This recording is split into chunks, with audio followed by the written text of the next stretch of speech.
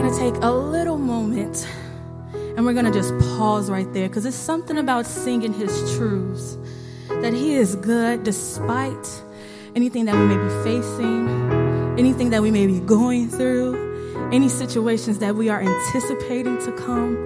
The truth is that he is good nonetheless. And as a student body, as a community of believers, if we can just take a moment to pause in the goodness of our God, of our Savior, and rest in that. As I was thinking about this morning and in my own brain, I'm like, I don't know what to do, Lord. What do we talk about? What do we sing? It was in a moment of quietness that he began to lead me to Matthew 11. And I'll read it for you. Verse 28 says, "Come to me, all you are weary, and all who are carrying heavy burdens, and I will give you rest. Take my yoke upon you and learn from me, for I am gentle and humble in heart. And you will find rest for your souls, for my yoke is easy and my burden is light." Now, if you've been going to church all your life, I'm sure you've heard that verse once or twice, maybe 10 times before. But the truth of the matter is, when you're in the midst of the situations that you're facing, hearing verses and truths like that speaks so many volumes.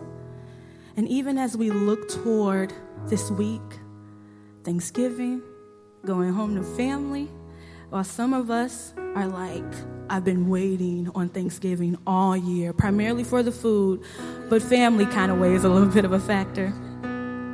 We don't want to be remiss that may not be everyone's confession.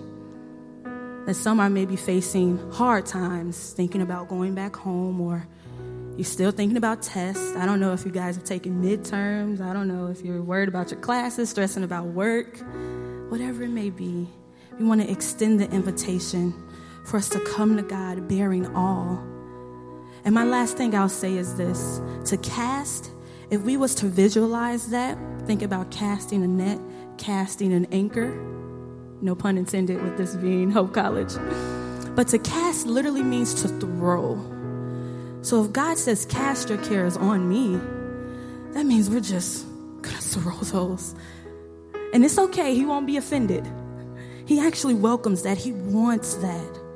So if you may find yourself in that season or that place in your life, or whether you're happy and rejoicing for the future cares that may come, cast them. I want to invite you to cast them on him. Can we do that this morning?